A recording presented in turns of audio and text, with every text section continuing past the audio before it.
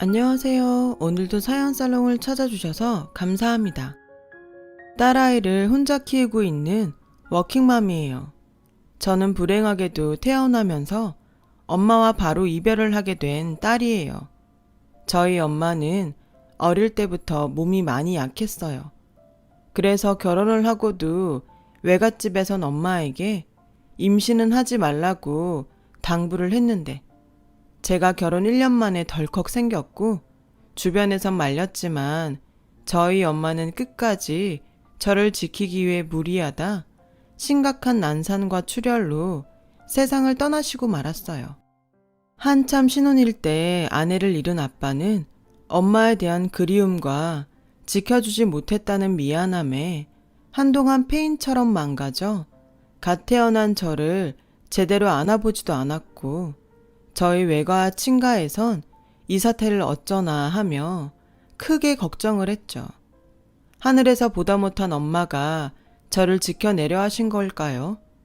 엄마가 아빠의 꿈속에 나타난 후로 아빠는 폐인 생활을 접고 완전히 새 사람이 되면서 전 아빠의 둘도 없는 소중한 분신이 되었어요. 아빠는 엄마가 목숨으로 지킨 저를 끝까지 책임지고 행복하게 해줄 거라고 입버릇처럼 말씀하셨어요. 그 다짐은 제가 크면서 딸임에도 불구하고 엄마의 빈자리를 느끼지 않게 해주셨고요. 여러 요인이 있었겠지만 저는 또래보다 철이 빨리 들었어요.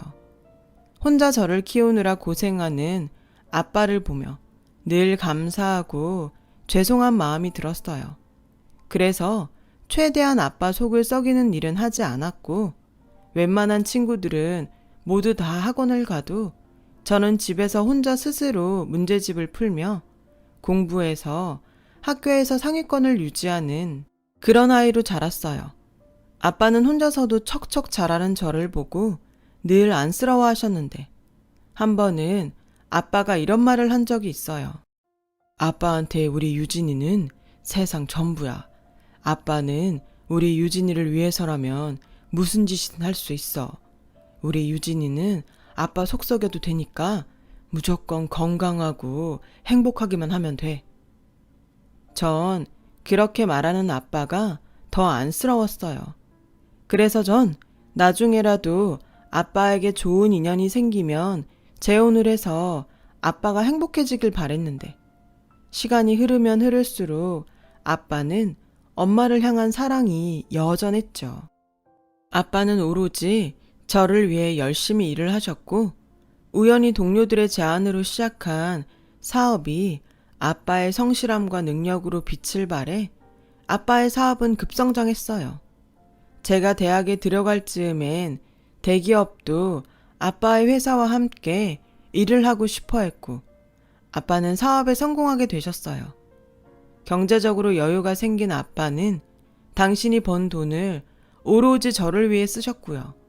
그 덕에 대학 4년 동안 아르바이트 한 번 하지 않고 학비 걱정도 모른 채 대학을 졸업할 수 있었어요. 그리고 취업 전 저는 유럽에 배낭여행을 가고 싶어 아르바이트를 하려고 했는데 아빠는 여행 자금도 턱 하고 대주시면서 적어도 아빠 그늘에서 살 동안은 굳은 일은 하지 말라고 하셨어요. 그 여행 중 유학 중이라는 한 남자를 만나게 되었어요. 그 남자가 저와 이혼한 전 남편이에요. 남편은 런던에서 유학을 하며 밤에는 맥주집에서 아르바이트를 했는데 마침 제가 여행 중 그 맥주집에 들렀죠. 남편은 오랜만에 한국인을 만나 반갑다며 한국말로 말을 몇 번 걸어오더라고요. 저도 타국에서 만난 한국인이 반가워 몇 마디 나누면서 저희의 인연은 시작되었어요. 짧았던 만남은 다음날 우연히도 점심을 먹다 재회를 했죠. 저희는 본격적으로 이야기를 나누다 서로의 연락처를 주고받고 친구가 되기로 했죠. 그 후 저는 한국으로 돌아와 취업을 했어요. 영국에 있는 남편과 종종 연락을 했고요. 그렇게 저희는 자연스럽게 장거리 연애를 하게 되었어요. 남편은 영국에 있는 모 대학에서 경영학을 전공하는 학생이었는데 학교를 졸업 후 귀국한 남편은 전공을 살려 국내 기업에 입사해 빠르게 사회생활에 적응해 갔어요. 그리고 어느 정도 자리가 잡혀갈 즈음엔 남편은 저에게 프로포즈를 했어요. 저희 아빠는 이제야 제가 제 짝을 만났다며 좋아하셨어요. 뭐든 최고로 혼수를 맞춰주겠다 설레시기도 했고요. 기뻐하는 아빠를 보며 시집을 간다는 생각보다 식구가 늘었다는 기분으로 아빠에게 하루라도 빨리 잘 사는 모습을 보여주고 싶었죠. 아빠 역시 은근 외손주가 생기면 하고 싶은 게 많으시다고 새로운 꿈을 꾸기 시작했고, 남편의 집에서도 다행히 저를 아주 마음에 들어 해주셔서 저희는 곧장 결혼 준비에 들어갔어요. 저희 결혼은 아빠 말대로 최고의 혼수와 우리나라에서 가장 좋다는 호텔에서 결혼식을 올렸어요. 딸 결혼식에 기분이 좋았던 아빠는 결혼식 비용도 모두 내시며 저희 시부모님께 그저 저를 예뻐해 주시기만 해달라고 말씀하셨죠. 아빠의 그런 모습 때문인지 시부모님은 저에게 어지간해서는 이거 해라, 저거 해라 하지 않으셨고, 오히려 혼자 계실 아빠를 잘 챙기라고 말씀해 주셨어요. 그러면서 내가 생각을 좀 해봤는데 우리 규태가 니네 아버지 회사에 들어가면 어떠니? 사돈도 사위가 떡하고 사업을 도와주면 엄청 든든하실 것 같은데? 라고 말씀하시더라고요. 그때는 그게 시어머니가 별뜻 없이 저희 아빠가 걱정돼서 하시는 소린 줄로만 알았어요. 남편은 자신의 본가보다 혼자 계실 장인을 더 생각해 신혼집도 제가 살던 집 근처로 본인이 나서서 구할 만큼 아빠를 신경 썼어요. 일주일에 못해도 3번은 저희 아빠와 함께 저녁 식사를 하며 마냥 즐겁게 지냈어요. 그러던 중 남편은 회사 생활이 자기 뜻처럼 되지 않아 힘든 시간을 보냈어요. 외국 생활을 해서인지 회사의 권력 구조에 늘 불만이 많던 남편은 이직도 생각하고 있었고, 남편의 고민을 듣던 아빠는 시어머니의 바람대로 남편을 회사로 오라고 하시며 한 가지 약속을 받으셨어요. 난 낙하산 그런 거 용납 못하는 사람일세. 그러니 회사에서 살아남는 건 자네 몫이야. 단 우리 회사는 열심히 일하는 사람을 우대하는 회사네. 난 자네를 사위라고 특별 대우하지 않을 거고 다른 사원들처럼 똑같이 평가할 테니 그저 장인 회사라고 생각하지 말고 열심히 해. 남편은 선뜻 자신의 회사로 오라는 아빠의 부름에 기뻐하며 감사하다고 무조건 열심히 일하겠다고 약속했어요. 그렇게 저희 가족은 아무 걱정 없이 행복한 시간을 보내게 되었습니다. 그러다 결혼 5개월 만에 임신을 하게 되었어요. 제 임신 사실을 알게 된 아빠는 크게 기뻐하시면서도 저를 낳다 세상을 떠난 엄마가 자꾸 생각이 나는지 조금 유난을 떨며 저를 챙기셨죠. 남편은 처음엔 좀 지나친 게 아닌가 하는 눈치였지만 저희 친정엄마 이야기를 듣고 오히려 남편이 더 혹시라도 모를 걱정에 저희 아빠를 따라서 아주 저를 극진히 모셔댔는데 그 모습이 시어머니는 썩 보기 좋지 않으셨던 것 같아요. 아주 유난도 이런 유난이 없네. 넌 좋겠다. 친정아빠의 남편까지 아주 난리도 아니구나. 누가 보면 세상에서 너 혼자 임신한 줄 알겠다. 전 시어머니의 그런 모습에 민망하고 불편했어요. 그래서 남편에게 적어도 시어머니 보는 앞에선 조심하라고 일러두었죠. 그 덕에 지난날 같은 일은 피하면서 전 드디어 첫 딸을 출산하게 되었어요. 조금 난산이긴 했지만 12시간 진통 끝에 자연분만으로 아이를 낳았어요. 아빠는 저와 손녀가 무사함에 눈물까지 보이시며 기뻐하셨어요. 그리고 아이가 태어난 순간부터 아빠는 손녀 바보가 되셔서 툭 하면 전화해 손녀가 보고 싶다고 저에게 매일 사진을 찍어 당신에게 보내달라고 하셨어요. 조리원에서 집으로 돌아온 후에는 아빠는 매일 저희 집에 출근 도장을 찍으며 당신 손녀를 보고 가셨죠. 휴일이면 내가 눈치 없는 사람은 아닌데 우리 채원이가 너무 보고 싶어서 집에 있을 수가 없어. 아, 그러지 말고 난 채원이랑 놀 테니까 둘이 밖에 나가 놀다 와. 라며 딸인 저조차 제 딸아이가 질투날 정도로 아빠는 세상을 전부 다 가진 듯 행복해 하셨어요. 물론 아빠의 이런 사랑이 조금은 지나쳐서 남편 보기 민망할 때도 있었는데 저렇게 좋아하는 아빠를 보니 결혼해서 아이를 낳길 참 잘했다는 생각이 절로 들었어요. 그런데 그런 행복도 너무 지나치면 누군가 시샘하는 걸까요?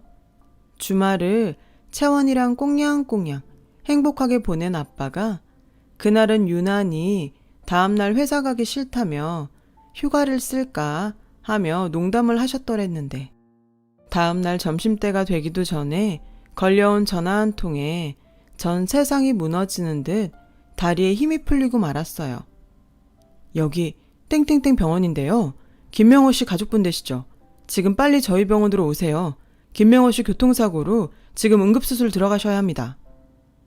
응급수술이라니 숨이 막힌 것처럼 쉬어지지 않았어요. 그래서 떨리는 손으로 아침에 출근한 남편에게 전화를 걸었고 자기야, 우리 아빠가 지금 응급수술을 해야 한대. 근데 나 지금 힘이 풀려서 움직일 수가 없어. 어떡해? 남편은 거의 다 죽어가는 제 목소리에 진정해. 우선 내가 우리 엄마한테 전화할 테니까 채원이 엄마한테 맡기고 병원으로 와. 난 지금 장인어른한테 바로 가볼게. 아무 일도 없을 테니까 걱정하지 말고 조심히 와. 라며 저를 진정시켜 주었어요. 남편의 말을 무슨 신의 말처럼 믿으며 연락을 받고 급히 온 시어머니에게 아이를 맡기고 시어머니가 타고 온 택시를 타고 병원으로 향했어요. 제가 서둘러 병원에 도착하니 그 사이 아빠는 응급수술에 들어가셨고 전 혹여라도 이대로 아빠가 잘못되시는 건 아닌가 하는 무서운 생각에 1분 1초도 가만히 있을 수가 없었죠. 정말 그 심정은 겪어보지 않은 사람은 알 수 없는 그런 것이었어요. 그렇게 5시간 정도 시간이 흘렀어요. 수술실 문이 열리고 의사 선생님이 나오셨는데 표정이 좋지 않더라고요. 그리고 불길한 제 예감은 틀리지 않았어요. 최선을 다했지만 이미 머리 쪽 출혈과 손상이 심하셔서 의식을 회복해도 완전한 회복은 기대하기 어려울 것 같습니다. 지금은 환자가 의식을 회복하길 기다려봐야 정확히 알 수 있습니다. 전 의사 선생님의 말씀이 끝나기 전에 이미 바닥에 주저앉았어요. 이제야 우리 부녀가 남들처럼 행복하게 살게 됐는데 하늘이 원망스럽고 사고를 낸 운전자를 전 용서할 수 없었어요. 경찰서에 연락을 받고 가보니 사고를 낸 사람은 대형 트럭 운전자였어요. 무리해서 운전을 해 자기가 사고를 내게 되었다며 저에게 죽을 죄를 지었다고 싹싹 빌더라고요.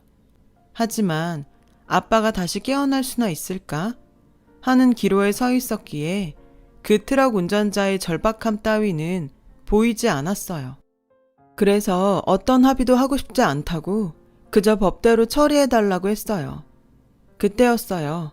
경찰서로 어린아이 셋을 데리고 트럭 운전자의 아내가 들어와 저에게 울며 불며 사정을 하더라고요. 아무것도 모른 채 엄마가 우니 따라오는 아이들을 보고 마음이 흔들려 합의를 했습니다. 그날 저녁에 중환자실 면회 시간에 호흡기 하나에 의존하는 아빠를 보며 오늘 경찰서에서 있었던 이야기를 했고 아빠는 마치 잘했다는 듯 알 듯 모를 듯한 엷은 미소를 지어주는가 싶더니 끝내 일주일을 넘기지 못하고 뇌사 판정을 받고 마셨어요.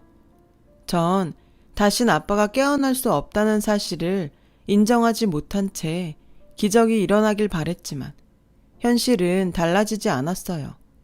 병원에선 당장 몸에 이상이 생겼을 시 생명 유지를 위한 조치를 할지 아니면 아빠를 편하게 보내드릴지 결정을 해달라고 했어요. 정말 세상에서 가장 잔인한 결정이 이 결정이지 않을까 생각하며 자식으로서 힘든 시간을 보내게 되었죠. 그동안 회사 안에서 아빠의 빈자리를 채우느라 눈코 뜰 새 없이 바빴던 남편은 제 손을 잡으며 자기는 힘들겠지만 우리 아버님 보내드리자. 우리가 보내드려야 아버님도 장모님 보러 편하게 가시지. 라며 저를 설득했어요. 전 남편의 말에 고개를 끄덕였고요. 그렇게 저는 아빠의 임종을 지켜봐야 했고 시부모님 역시 저희 딸을 데리고 아빠에게 마지막 인사를 하러 병원에 오셨는데 그날 전 정말 듣고도 믿을 수 없는 말에 손이 덜덜 떨렸어요. 여보, 그럼 이제 그 사돈 회사 어떻게 되는 거야? 그야, 채원애미가 우리 규태 밀어주면 우리 규태가 운영하게 되지 않을까? 그치? 그러게, 내가 이럴 줄 알고 우리 규태가 그 회사에 갔으면 좋겠다고 생각했거든. 사돈도 아무것도 모르는 자기 딸보단 영국 유학까지 다녀온 우리 아들한테 회사를 맡기는 게 더 낫겠다고 생각하겠지? 그야 그렇지. 거봐, 내가 우리 규태 유학 보내길 잘했지? 당신은 괜히 내가 헛바람 들어서 그렇다 뭐라고 했지만 이것 봐, 우리 아들이 이렇게 보답하잖아. 이제 그 회사가 다 우리 아들 거네. 비록 저희 아빠가 뇌사에 빠져 임종을 앞두고 있지만 제 딸아이를 안고 저런 대화를 나누는 시부모님이란 작자들에게 전 소름이 다 돋았어요. 그래서 저는 두 사람 앞에 불쑥 다가가 아이를 뺏어오듯 안고 이렇게 말했어요. 두 분은 저희 아빠가 죽기를 바라셨나 봐요. 그래서 그렇게 저한테 채원이 아빠, 저희 아빠 회사에 넣어달라고 하셨어요? 저희 아빠 회사 꿀꺽 하려고요? 예, 그게 무슨 말이니? 네가 오늘 좀 예민해서 그런 것 같은데 너 그거 오해다? 그래 세아가, 아무리 네가 지금 힘들어도 시부모 앞에서 이러는 건 아니지. 네, 저도 이건 아닌 것 같네요. 사돈한테 마지막 인사하러 오시면서 무슨 로또라도 맞은 사람들처럼 희희낙낙 하시는 거 정말 어른답지 못하시네요. 아마 저희 아빠도 이런 사람들한테 인사받고 싶지 않을 것 같으니 돌아가세요. 이런 사람들? 예, 너 말 다 했니? 노발대발하는 시어머니의 말을 무시한 채 병실로 갔어요. 제가 딸아이를 데리고 병실에 도착하자 남편은 시부모님의 전화인 것 같은 통화를 하며 저를 쳐다보더라고요. 전 그런 남편을 원망하듯 노려봤는데 남편은 한숨을 쉬었어요. 그렇게 죄송하게 아빠를 보내드렸죠. 마음 같아선 내 걱정은 하지 말라고. 난 너무 행복하니 아빠도 엄마 곁으로 가서 못다한 행복 누리고 살라고. 말하고 싶었는데 전 한도 끝도 없이 아빠와의 마지막을 망친 남편과 시댁이 미웠어요.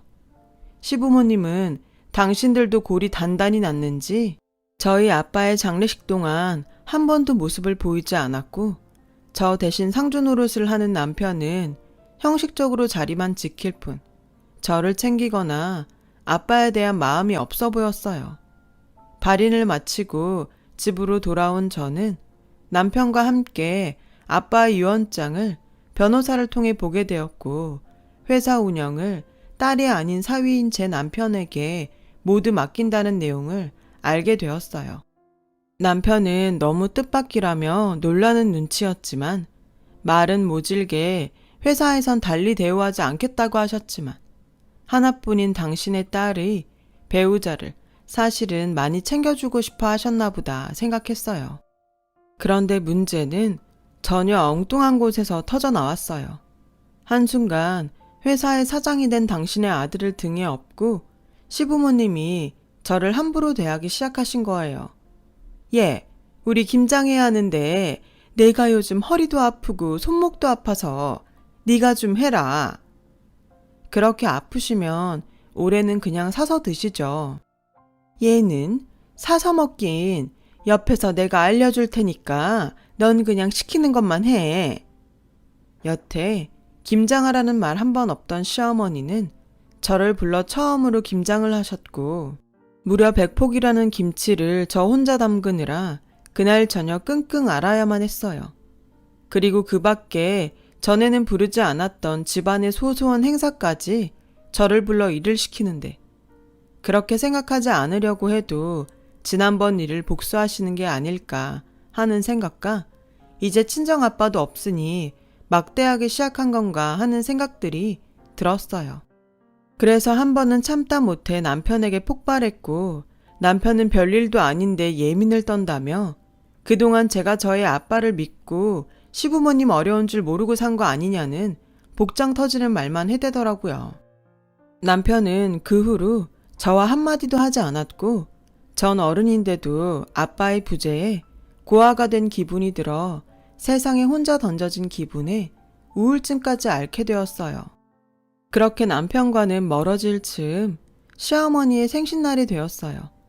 전 남편이 미리 예약했다는 한정식 집으로 조금 늦게 도착해 들어가려고 하는데 우리 CEO 아들 요즘 어때? 사장님 얼굴이 훤해야 하는데 얼굴이 반쪽이 됐네. 요즘 일이 많아서 그래요. 그래, 원래 대표라는 자리가 일이 많지. 그래도 영국 유학까지 다녀온 너니까 이만큼 하는 거야.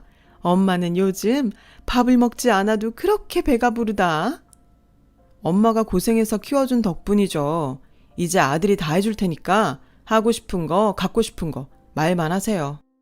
그래, 사실은 그 사돈이 지냈던 그 전원주택 있잖아. 우리 거기를 이사 가면 안 될까? 지금 집은 너무 좁고 낡아서 이사를 가면 좋겠는데 그 집이 마침 비었고 우리 수준에 딱이잖아. 우리 아들이 회사 대표인데.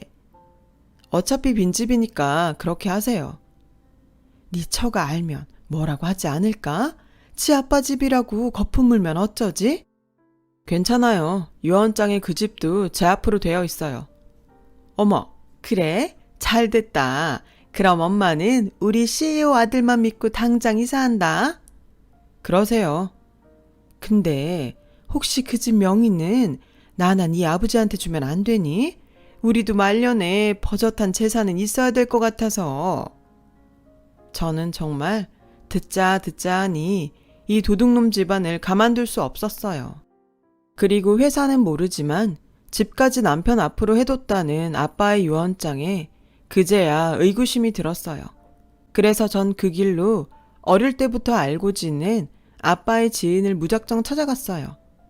아빠의 지인은 아빠와 함께 지금 회사를 설립한 창립 멤버로 거의 회사의 일에 손을 뗐지만 회사 지분을 갖고 있는 임원으로 회사의 중요한 일은 모두 알고 계실 만한 분이셨어요.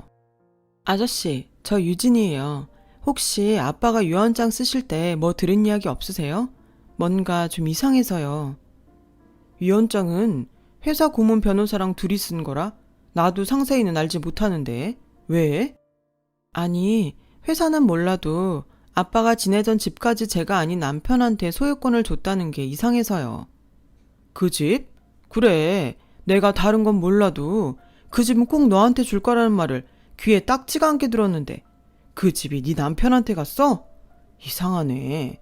그 집, 네 엄마 죽기 전에 꼭 한번 살아보고 싶다고 해서 네 아빠가 돈 벌어서 가장 처음 산 거 아니냐.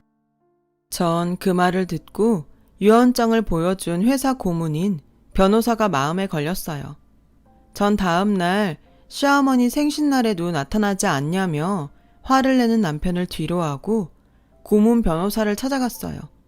그리고 다짜고짜 아빠의 유언장을 다시 보여달라고 했죠. 그 길로 혹시 중간에서 위조나 조작이 되었는지 제 눈으로 확인하겠다고 했어요. 변호사는 절대 그럴 일이 없다고 펄쩍 뛰며 설레발을 치더라고요. 전 딸 자격으로 제 눈으로 꼭 확인해야겠다고 으름장을 놨어요. 결국 그 유언장을 받아 다시 보았어요. 분명 아빠의 글씨가 맞는 것 같은데 사인이 이상하더라고요. 우리 아빠는 왼손잡이시거든요. 그래서 아빠가 사인을 하실 때 굉장히 독특한 특징이 있어요. 아무래도 정말 이상해서 필적 조회를 해보기로 했습니다. 그리고 나온 결과는 아빠의 유언장이 아니었어요. 어쩜 이렇게 어리석었을 수 있을까요? 아빠가 돌아가신 슬픔에 이제껏 정신 못 차리고 슬퍼하기만 했어요. 정신 똑바로 차려야 하겠구나 생각했죠. 바로 변호사한테 가서 필적조회 결과서를 내밀었고 이 변호사라는 사람이 제 앞에 빛의 속도로 무릎을 꿇더라고요. 죄송합니다. 전 시키는 대로 했을 뿐이에요. 남편은 변호사와 한편이었고 일이 다 처리된 후 주겠다는 금전적인 보상 또한 안 했나 보더군요. 참나, 뭐 이런 놈이 다 있는 건지. 이런 일은 드라마에서나 당하는 줄 알았죠. 저는 변호사에게 아무것도 책임을 묻지 않을 테니 이제부턴 저를 도와달라고 했어요. 어차피 배신도 당했겠다 흔쾌히 동의하더군요. 저에게 은행에 있는 개인금고 열쇠를 건네줬어요. 그리고 전 거기서 진짜 저희 아빠의 유언장을 보게 되었어요. 언제가 될지 모르지만 아빠의 유언장은 온통 당신이 떠나고 혼자가 될 제 걱정뿐이셨고 회사를 맡아 해보고 싶으면 착실하게 배워서 아빠의 뒤를 이어달라는 내용과 달리 하고 싶은 일이 있다면 회사를 전문 경영진에 맡기고 회사 지분을 상속받아 회사에는 남아 있으라는 내용이 빼곡히 적혀 있었어요. 그리고 시어머니가 호시탐탐 노렸던 그 집 역시 저에게 남기셨는데 전 눈물과 분노로 남편과 시댁 식구들에게 복수의 칼날을 갈았어요. 그리고 이윽고 날이 밝았죠. 아이는 아는 집에 잠시 맡겨두고 한참 신이 나서 시댁 식구들이 이사 중인 아빠 집을 찾았어요. 남편은 이미 도착해 시어머니와 저희 집 마당에서 마지막일지 모를 잡담을 나누고 있더라고요. 집이 넓고 워낙 고급진 물건들이 많아서 우리 물건은 싹 다 버리고 왔다. 잘하셨어요. 그리고 필요한 거 있으면 이 법인카드로 사세요. 그래도 돼, 아들? 그럼요. 사장 아들 뒀다 뭐 하세요? 고마워, 아들. 전 두 주먹을 불끈 쥐고 전화를 걸었어요. 곧이어 남편과 작당을 했다가 자신의 죄를 실토한 고문 변호사가 도착했고 저와 같이 남편 시어머니 앞으로 갔어요. 너 왔니? 아주 빨리도 왔다. 이사 다 끝나니까 오는구나. 어머, 벌써 이사가 끝났어요? 하긴 가진 게 없으니 들고 올 것도 없었겠네요. 당신 또 시비야? 그리고 강 변호사님은 여기 왜 오셨어요? 제가 같이 가자고 좀 불렀어요. 사실 내가 어마어마한 일을 알아버렸거든. 저는 남편에게 저희 아빠의 진짜 유언장 사본을 내밀었어요. 남편은 그 유언장에 얼굴이 싸해져서 굳어버렸는데 아무것도 모르는 이 시어머니가 유언장을 받아 읽더라고요. 내용을 다 읽은 시어머니는 허겁지겁 저희 아빠 유언장을 북북 찢으셨어요. 이미 혹시라도 그럴까봐 원본을 따로 챙겨놨죠. 시어머니의 그런 행동을 헛웃음치며 이렇게 말했어요. 그거 찌는다고 가짜가 진짜가 되진 않아요. 지금부터 시간을 드릴 테니까 개망신 당하고 싶지 않으시면 우리 집에서 그 싸구려 물건 좀 빼주실래요? 그리고 당신 유언장 여기 변호사랑 같이 조작했더라. 필체가 제법 비슷해서 너무 놀랐잖아. 유학까지 다녀온 인재가 그런 조작 기술이나 익히고 왔니? 당신 어떻게 그걸... 참나. 나랑 아빠랑 함께한 세월이 얼만데 나 이래봬도 사업가 딸이야. 서당계 3년이면 풍어를 읊어. 유언장이든 결제서류든 사인이 중요하단 건 몰랐니? 뭐? 영국 유학? 처음부터 다시 배워. 그리고 당신 내가 알아봤는데 그동안 우리 아빠 회사 돈 잘도 해먹었더라. 페이퍼 컴퍼니로 자회사까지 만들고 아주 제대로 사기를 치려고 했어. 네가 그러고도 인간이니? 우리 아빠가 당신한테 어떻게 했는데? 어떻게 하긴 아주 깐깐하게 남대하듯 하셨지. 아무리 말씀은 그렇게 하셔도 내가 사위인데 대리가 뭐냐? 막말로 자식이라고는 당신밖에 없는데 사위는 자식 아니야? 아니지. 당신은 저 거지 같은 니네 엄마 자식이지. 그리고 당신 같은 사람이랑 가족으로 엮이는 거 너무 싫어서 나 이혼할 거야. 이혼 소송은 물론이고 내가 당신 사문서 위조, 청탁, 뇌물, 공금 횡령으로 남은 인생 깜빵에서 썩게 해줄게. 그때였어요. 사태 파악을 마친 시어머니는 제 바지가랑이를 붙들고 저한테 애원하기 시작하셨어요. 예, 내가 대신 이렇게 비마. 그러니까 우리 좋게 하자. 그래도 우리가 가족이지 않니? 지난 잘못은 가족끼리 잘 덮고 우리 다시 행복하게 살면 안 될까? 다시 행복하게? 우리 아빠 가는 마지막에 오셔서 뭐라고 하셨어요? 그리고 우리 아빠 돌아가시고 어머니는 제 행복은 안중에 없으시던데요. 그런데 어떻게 우리가 가족이고 우리가 행복하게 살아요? 지금 뭐 하는 거야? 한참 집안에서 이것저것 참견하던 시아버지는 그제야 모습을 드러내시며 저에게 소리치더라고요. 아무리 부모 없이 컸어도 그렇지. 넌 지아비랑 시부모한테 이렇게 하라고 배웠니? 내가 언젠가는 너 교육 한번 시켜야겠다고 생각했다. 교육? 웃기고 있네. 이제 저 아저씨 며느리 아니거든요? 부모 없이 컸다고요? 여기가 어디라고 그런 막말을 하세요? 여기가 어떤 집인데? 주택 침입죄로 사이좋게 오은 식구 유치장 한번 가실래요? 예, 제발. 변호사님, 일 똑바로 처리해주세요. 그리고 유언장 보셨죠? 저 내일부터 회사 정식으로 출근합니다. 회사 제가 다시 찾아와야겠어요. 네, 알겠습니다.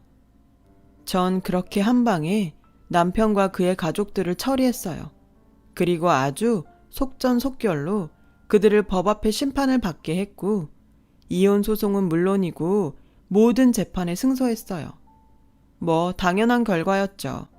마음 같아선 남편에게 위자료는 물론이고 양육수단도 받아내야 하지만 쥐뿔도 가진 게 없는 그지 신세인 남편에게 어떤 기대도 없이 그 정도로 마무리했고 전 지금 저희 아빠가 살던 집에서 딸과 함께 지내고 있어요. 가끔 곳곳에 녹아있는 옛 기억에 눈물이 날 때도 있지만 제 딸아이가 있어 새로운 추억을 더하며 살고 있어요. 그리고 전 아빠 회사에 정식으로 들어가 아빠의 바람대로 열심히 일을 배우고 있어요. 아빠처럼 훌륭한 대표가 되기 위해서요. 다행히 회사는 제가 나오고부터 빠르게 다시 안정을 찾아가기 시작했어요. 아빠가 잘 살아오신 덕에 도와주시는 분들이 많습니다. 아이 키우랴 회사 일하랴 정신이 없지만 육아도 일도 보람이 따르기에 더 잘하고 싶은 욕심으로 더 나은 미래를 꿈꾸고 있답니다. 언젠가 저희 이런 노력이 더 큰 결실을 맺을 수 있겠죠. 저는 앞으로 저희 아빠가 그러하셨듯 제 딸아이를 위해 최선을 다해 열심히 살 거예요. 부디 이런 아직은 미약한 저를 응원해 주셨으면 좋겠습니다. 지금까지 제 이야기 들어주셔서 감사해요. 모두 행복한 날만 되시길 진심으로 바라겠습니다. 여러분, 사연 댓글에 응원과 현명한 조언 부탁드려요. 좋아요와 구독은 저에게 큰 힘이 됩니다. 오늘도 좋은 일 가득하세요.